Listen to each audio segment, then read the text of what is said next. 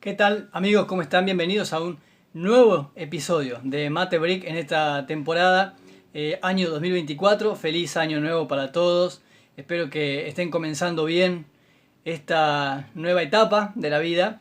Y bueno, como leí por ahí en las redes sociales, realmente uno tiene esperanzas de que con el año nuevo las cosas pueden cambiar. En realidad no hay nada místico en que termine un año y comience otro, pero sí se renuevan las expectativas. Uno toma decisiones pensando en este nuevo tiempo que vivimos. Y espero que una de esas decisiones sea, si no es tu caso todavía, encontrar una iglesia a la cual pertenecer, en la que congregarte, participar y que eso te ayude a crecer. Y de eso va el video de hoy, la importancia de una iglesia local en la vida del creyente. Porque, como sabrás, si estás ya conectado a nosotros, a este podcast desde hace tiempo, en este espacio, en Mate Break, tratamos de charlar de asuntos relacionados con la vida cristiana, la iglesia, el ministerio, que son cotidianos y que por lo general son cosas que las vengo pensando o viendo. Algunas de ellas me preocupan, entonces las comparto con ustedes para saber qué piensan, como si esto fuera una charla con mate de por medio. En este momento no tengo mi mate listo, mi hija mayor recién acaba de ir a comprar algo rico para comer y enseguida voy a preparar el mate. Mientras tanto, converso con ustedes. Quiero empezar por decir, voy a estar mirando mis notas a cada rato, que creo yo que el asunto de la importancia de la iglesia local para el creyente es muy claro en el Nuevo Testamento. Yo creo que es de las enseñanzas que no se discuten. No importa si somos calvinistas o arminianos, si somos premilenialistas, amilenialistas o cualquiera sea otras doctrinas o asuntos teológicos en los que pudiéramos no estar de acuerdo, en este punto todo creyente va a coincidir. La iglesia local, esa congregación concreta, real, de la cual uno debe ser parte, es un asunto crucial, de vital importancia en el Nuevo Testamento. Yo creo que no es posible exagerar cuán importante es para el desarrollo de la vida cristiana ser parte de una iglesia local. El cristiano necesita la iglesia para crecer. Por supuesto, quizás te pueda parecer o cruce por tu mente la idea, bueno, en realidad el creyente necesita a Cristo para crecer, necesita la acción del Espíritu Santo para crecer. Y eso es cierto, pero cuando nos acercamos a Cristo y el Espíritu Santo nos convence y nos regenera, nos va santificando, eso nos lleva a buscar de otros creyentes. Y la Biblia siempre es clara al respecto. A mí me gusta decir que este ejercicio nos puede ayudar a entender cuán importante es la iglesia para el cristiano y desde la perspectiva de Dios. Jesús dijo, el que quiera ser mi discípulo tiene que estar dispuesto a dejar padre, madre, hermanos, casa, tíos, la familia que sea necesario.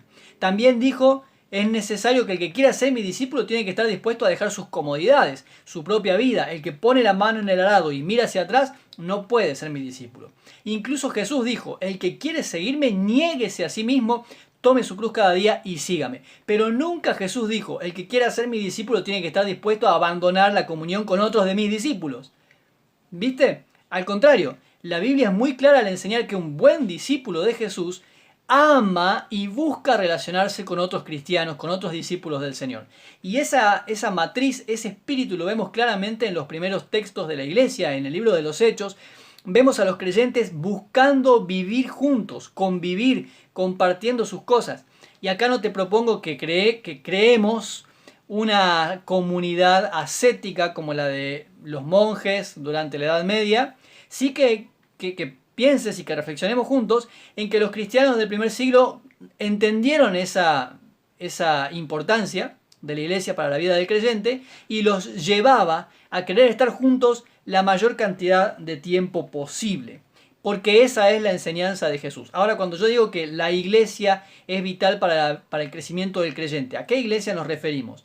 ¿A la como entidad espiritual, como comunidad eterna? Sí, nos referimos a la iglesia universal, la única iglesia de Cristo a lo largo de la historia y alrededor del mundo. El creyente necesita a la iglesia para crecer, a la esposa del Cordero, ser parte de esa comunión, de esa comunidad de la cual también son parte los apóstoles, los reformadores y todos aquellos que consideramos héroes de la fe, los pioneros de la misión, los defensores de los derechos civiles y todos los que en nombre de Cristo han logrado llevar la misión adelante de manera más visible y menos visible también, ¿no? Esa es la iglesia de la que necesitamos ser parte. Pero la experiencia de la iglesia nosotros la vivimos en la iglesia concreta, la iglesia local. Ahí es donde nos relacionamos con otros cristianos. Yo hoy no tengo un vínculo estrecho con Martin Luther King o con Juan Calvino o con John Wesley. Puedo acercarme a ellos, que también son mi iglesia y no son otra iglesia distinta. Me puedo acercar a ellos a través de sus biografías o de sus escritos, pero la relación estrecha de juntarme a orar, de compartir mis cargas, de que me manden un mensaje para preguntarme cómo estoy, claramente no es con ellos. Eso es con creyentes cercanos, a los que yo pueda ver, a los que yo conozca por su nombre, sepa quiénes son sus familias, y lo mismo al revés, que ellos me conozcan a mí. A eso me refiero con la experiencia de la iglesia. Vivimos la iglesia universal, la iglesia de Cristo, pero lo experimentamos en una iglesia concreta. La Biblia siempre concibe a la iglesia como una comunidad real. Nunca piensa la Biblia, nunca trata a la iglesia, si bien habla, por ejemplo en Efesios particularmente, habla de la iglesia como una comunidad eterna que Dios ya había pensado desde antes de la fundación del mundo y a la cual fuimos incluidos por medio de Cristo en el momento oportuno. Pero cuando la Biblia habla de la iglesia no lo hace de manera abstracta como, bueno, una realidad esotérica, supranatural. No, habla de la iglesia como algo concreto, algo que yo puedo vivir, ver, tocar, participar, que sé dónde está, sé quiénes son, tiene nombre, tiene un lugar. Esa es la iglesia como la Biblia la concibe. Por ahí alguien me pueda decir, bueno, pero tenés que considerar que en la época de los apóstoles y en la época de Jesús, cuando ellos hablan de la iglesia, la tecnología no existía. Entonces, ellos no podían pensar en la iglesia virtual porque no estaban dadas las condiciones sociales, geopolíticas, si querés. Bueno, tenés razón. Entonces vamos a hacer un ejercicio. ¿Qué pensás? ¿Qué crees? Al leer los evangelios, al leer las cartas apostólicas, ¿qué crees que hubieran opinado Jesús y los apóstoles acerca de la iglesia virtual? ¿Cuál es tu opinión? Pensá 5 segundos. ¿Qué habría dicho Jesús acerca de la iglesia virtual si Pablo, Pedro, Juan o Felipe, los apóstoles, se encontraran hoy con un creyente que le dice: no, yo no me congrego en ninguna iglesia local, yo no participo de una congregación, pero sí me congrego virtualmente a través de las plataformas, veo mensajes en YouTube y ofrendo a través de código QR? ¿Cuál habría sido la respuesta de los apóstoles en cuestión? Pensá. Bueno, por ahí también alguien me dijo una vez: mirá que los apóstoles usaron la tecnología de su época para edificar la iglesia. Las epístolas, por ejemplo, eran la tecnología de la que ellos disponían y la usaron. La iglesia fue edificada por medio de las epístolas apostólicas, las que tenemos y las que se perdieron. Tenés razón, estamos de acuerdo en eso. Pero la pregunta es: ¿la tecnología de la época, en este caso las epístolas, reemplazaron la presencialidad de la iglesia? ¿Reemplazaron la comunión? La fundación de las iglesias, la plantación de iglesias, ¿se hizo virtualmente por medio de epístolas o se hizo de manera presencial? ¿No? Bueno, en las mismas epístolas apostólicas, si bien Pablo escribe a la distancia, les escribe a los creyentes esperando que el Espíritu Santo utilizará ese medio para edificar a la iglesia, pero en las mismas epístolas es donde nosotros encontramos la reafirmación de el valor de la iglesia concreta. Porque allí Pablo, por ejemplo, como un ejemplo, ¿no? Pablo, el apóstol en cuestión, insta a los creyentes a estar juntos, a tolerarse, a no dejar de congregarse como algunos tienen por costumbre, a conocerse, orar unos por otros, compartir las cargas, estar de acuerdo. Ruego a Evodia y a Síntique que sean de un mismo sentir. Por medio de la virtualidad de la época, están reafirmando el valor y la importancia de lo concreto. Nosotros todavía estamos saliendo del tiempo de la pandemia. La pandemia, yo insisto con esto, ya lo dije en otros episodios, la pandemia nos puso en evidencia, sacó de nosotros lo mejor y lo peor. Y una de las cosas que se vieron es que produjo mucha o demostró que había cierta pereza y comodidad. Pero yo no se lo puedo adjudicar solamente a la pandemia, porque este fenómeno de creyentes que dejan de congregarse o que no consideran que sea importante congregarse en una iglesia local, que le restan o que superficializan el valor de la comunidad local, ya lo habíamos visto a este fenómeno, insisto, fines de la década de los 90, principios del 2000, por lo menos en el contexto en el que yo vivo, en este lugar. Yo no vivía en esta provincia, pero sí en el país. Ya lo habíamos visto con la llegada de los canales cristianos de televisión. Cuando llegaron los canales cristianos a la televisión por cable, también vimos este fenómeno de que muchos creyentes dejaban de congregarse, total, estaban en su casa y en la casa ponían el canal. Bueno, esos que vos conocés, unos vienen de Centroamérica, otros vienen de Sudamérica. Me quiero evitar los nombres, pero sabés de qué te estoy hablando. Muchos creyentes ya no participaban porque ahí pasaban videos musicales y había mensajes de pastores de otros países, por supuesto. Ese pastor no te viene a visitar a tu casa, así que no te va a preguntar si estás orando, si estás leyendo la Biblia, si estás tratando bien a tu esposa, si estás respetando a tu esposo, si sos responsable con tus hijos. ¿Qué estás haciendo en tus hábitos privados cuando entras al baño, cuando te bañás? Eso no está.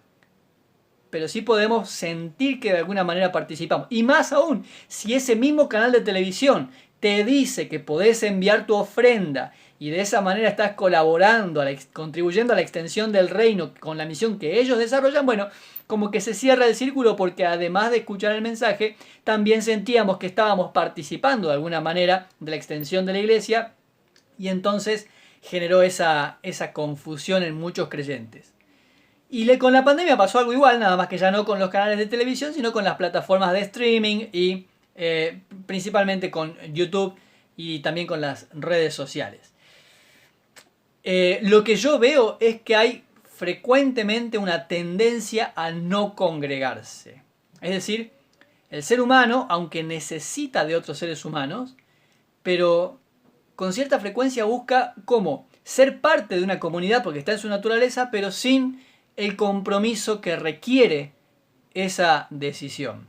Te recomiendo, si podés, leer el libro Vida en Comunidad de Dietrich Bonhoeffer, o Bonhoeffer, depende cómo lo quieras pronunciar, un pastor encarcelado durante el régimen nazi en Alemania, que en esas condiciones valora la importancia de congregarse, de tener una iglesia local, y escribe un maravilloso libro que, de hecho, si no lo conseguís, escribime porque te puedo facilitar algunos medios para que lo obtengas. Es súper recomendable. Estaba escuchando a Salvador de Lutri estos días en algo parecido a esto. También te puedo dejar el enlace abajo para que vayas a escuchar el programa original. Y él decía algo con lo que estoy 100% de acuerdo. La esencia de la iglesia son las personas. La esencia de la iglesia son las personas. No es el templo, no son los programas, ni las actividades, ni los objetivos, ni la infraestructura. La esencia, la iglesia se compone de personas. Así que la pregunta que tendríamos que hacernos es: ¿cuál de las maneras de ser iglesia me ayuda a conectar mejor con las personas? ¿La virtualidad me ayuda a conectar realmente con otros creyentes? ¿O es la presencialidad el medio por excelencia para ese fin? Pensá que después de la pandemia, cuando ya todo volvió a la normalidad, la educación retornó a la presencialidad. Quizás piense, bueno, yo estoy haciendo un posgrado a través de internet y me estoy formando, estoy tomando un curso online. Es verdad, existen los cursos online, eso yo también los estoy tomando, pero la educación básica, la fundamental, la de la escuela primaria y secundaria, volvió a la presencialidad. ¿Por qué? Porque se reconoce que hay por lo menos un nivel muy básico en el que la virtualidad no ayuda. En que, ya sea por el desarrollo cognitivo, en la madurez emocional, por lo que fuese, se necesita la convivencia. Se necesita, los chicos, los niños, me pasó con mis hijas, necesitan pelear con los compañeritos por la goma, por la plasticola, aprender a convivir. Eso no te lo da la virtualidad. Entonces, si lo pudimos ver en cuanto a la educación, ¿por qué pensamos que es diferente en cuanto a nuestras vidas espirituales, a nuestra vida creyente, cristiana? El duelo. Perdés a una persona, a un ser querido. O perdés, no hace falta que mueras, sino quizás una relación que se rompe. ¿Cómo te hace ver la comunidad de creyentes? A ver, te hago la misma pregunta, pero de otra manera. Si te toca pasar por una crisis como el duelo, ¿la comunidad virtual te ayuda? ¿Alcanza a ser parte de una comunidad virtual para atravesar un proceso de duelo, una enfermedad crítica, la pérdida de trabajo? No necesitas ahí el contacto, el abrazo, la cara, el rostro, el consuelo. Alguien que se siente, aunque sea en silencio, pero que se siente con vos y te toque, te abrace, te tome de la mano y ore por vos. Entonces son situaciones, creo yo, que nos ayudan a notar que la virtualidad nunca va a tener la capacidad de reemplazar la comunión. Ese es el punto. La fe se alimenta de mucho más que de recibir mensajes desde un púlpito o desde una pantalla. La fe también se alimenta a través del servicio, del ejercicio de los dones y del compañerismo. Por eso también es que la cena del Señor, que es un sacramento de Jesús, el bautismo, que es un sacramento, nosotros los protestantes creemos que son los únicos dos sacramentos de Cristo para la Iglesia, tanto la cena del Señor como el bautismo se hacen presencialmente, por supuesto, y se hacen en comunión con otros creyentes. Los dones, ¿cómo se experimentan? ¿Cómo se ejercitan los dones? En una iglesia local, donde hay personas a quienes rindo cuenta, donde hay compañeros con quienes comparto el ministerio, donde hay discípulos a quienes estoy transmitiendo un legado. El apóstol Pablo, por ejemplo, escribe en 1 de Corintios 16 y en Romanos 16, salúdense unos a otros con un ósculo santo, con un beso santo. Mirá qué importante es que Pablo insta a los creyentes a que cuando se saluden también tengan el contacto físico. Hace bien. Está en el diseño de Dios, por eso hemos sido creados como seres sensibles. Nuestros sentidos nos proveen también de muchas otras cosas. En 1 de Timoteo, ya al final de la vida del apóstol Pablo, este mismo apóstol le escribe a Timoteo, a este joven pastor que es su hijo espiritual, su hijo en la fe, le dice: espero ir pronto a verte, pero si me tardo te escribo esta carta para que sepas cómo conducirte en la casa de Dios. 1 de Timoteo capítulo 3. Pero la esperanza de Pablo no es: mira, te escribo y con esta epístola ya es suficiente, creo que vas a tener los medios necesarios para desarrollar el ministerio. No, espero ir pronto a verte. Hay un deseo de comunión, hay un deseo de estar juntos. Por eso también formamos nuestra familia. ¿Por qué nos casamos y queremos formar una familia? Porque llega un momento en que la comunión, mi amor, pienso en mí y en mi esposa. Nosotros pasábamos mucho tiempo juntos siendo novios porque estábamos sirviendo juntos en la misma iglesia, yo iba a su casa a tomar mate, pero llegó un momento de nuestra relación donde ya no es suficiente. No me alcanza, aunque la vea todos los días y pase 8 horas tomando mate con ella y sirviendo juntos en la iglesia, hay un momento en el que mi amor por ella me impele a querer asumir un compromiso mayor. Ahora yo quiero firmar un acta en el registro civil donde yo me comprometa a compartir con ella todos mis bienes hasta el último día de mi vida. Y quiero que a la noche, cuando llega el final del día, ella esté conmigo al lado en mi cama y al primer momento del día, ella esté conmigo. Cuando esté descompuesto, ella esté atendiéndome, o al revés, por supuesto, cuando con ella. ¿Por qué formamos familia? Porque hay un momento en el que el amor y el vínculo es tan profundo, tan íntimo y tan fuerte que necesitamos estrechar la comunión lo más que se puede. Claro, lo que ocurre es que estamos en una época y en una generación en la que tampoco eso quieren. No sé si está tu caso, pero estamos viviendo un tiempo en el que muchas personas tampoco quieren formar familia. Quizás esa sea la razón de todo, ¿no? No querer congregarse en una iglesia, no querer formar familia, tal vez la cuestión de fondo es el rechazo al compromiso, el no querer compartir mi vida con otras personas. Sería para pensarlo.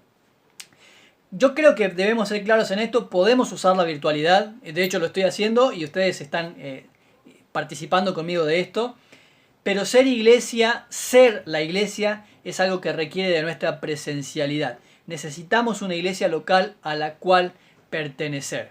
Vamos a usar las redes sociales para desarrollar la misión, Vamos a usar todos los medios que podamos para llevar la palabra de Cristo a las personas que sea necesario, pero en última instancia, al final del día, en los momentos de crisis, vamos a necesitar una iglesia local de la cual ser parte. Por eso yo quiero alentarte, te insto, te animo a que donde estás busques una iglesia de la cual formar parte. Pastores que te visiten, que sepan quién sos, que te conozcan, que te aconsejen, que te corrijan, que te consuelen. Amigos cristianos con los cuales compartir tiempo de ocio y charlas profundas, filosóficas, del sentido de la vida. Una iglesia local donde puedas servir con tus dones, donde puedas ir a pasar el rato. Necesitamos eso. Así es como Dios diseñó la iglesia. El diseño original de iglesia es una comunidad de discípulos que se conocen y se nutren unos a otros para que todos lleguen a ser como Cristo. Me gustaría saber qué pensás, así que si estás en YouTube podés dejar tus comentarios aquí abajo en la caja de comentarios, y si estás escuchando desde Spotify podés buscarme en las redes sociales y también hacerme saber allí qué es lo que pensás. Acá abajo, para los que están en YouTube, todos los enlaces, mi sitio web para que veas qué material podés descargar, las redes sociales y otras formas de conocernos, también los enlaces para los programas que te dije recién. Gracias por estar del otro lado, te invito a que te suscribas, por favor, que le des un like, que compartas con amigos y te espero en el próximo episodio de Mate Break.